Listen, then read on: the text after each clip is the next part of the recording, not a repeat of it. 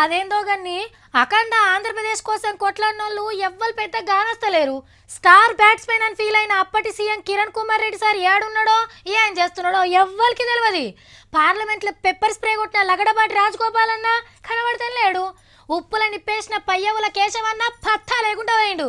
ఓ ఇట్లా చెప్పుకుంటా పోతే చాలా మంది సమైక్య ఉద్యమకారులు కనబడతాను లేరు. మరి ఇప్పుడు గీ ముచ్చట ఎందుకంటే ఎందుకు గీసారి యాదకుండా అశోక్ బాబే ఆంధ్ర ఉద్యోగుల సంఘం పెబ్బ ఓ చిన్నగా ఎగిరిండా అప్పట్లా. పట్నంలా సమైక్యాంధ్ర మీటింగ్ పెట్టి తెలంగాణ రానియం హైదరాబాద్ ని ఓనియం అని అంగిల్ చింపుకుండు. అశోక్ బాబు అన్న రుబాబు చిన్నగా లేకుండే తెలంగాణ వచ్చినాక చేసేదేం లేక సెల్లబడ్డాడు. ఆఖరికి అన్న పరిస్థితి ఏడదాకొచ్చిందంటే అన్నతో నున్నోళ్ళు సపరేట్ సంఘం పెట్టుకుండ్రు. నీకో దండం నీ పెద్రికానికో దండం నువ్వు మాకద్దు అని వాళ్ళతో వాళ్ళు చూసుకుండ్రు. కొత్త అధ్యక్షుడిని కూడా పెట్టుకుండ్రు. మార్పు రాని పక్షంలోనే మరి తప్పనిసరి మేము వచ్చి నాయకత్వాన్ని తీసుకుంటున్నాం. దయచేసి సంఘాలలో చీలిక తీసుకురామకండి. అన్నేమంటుండో అర్థమైందా?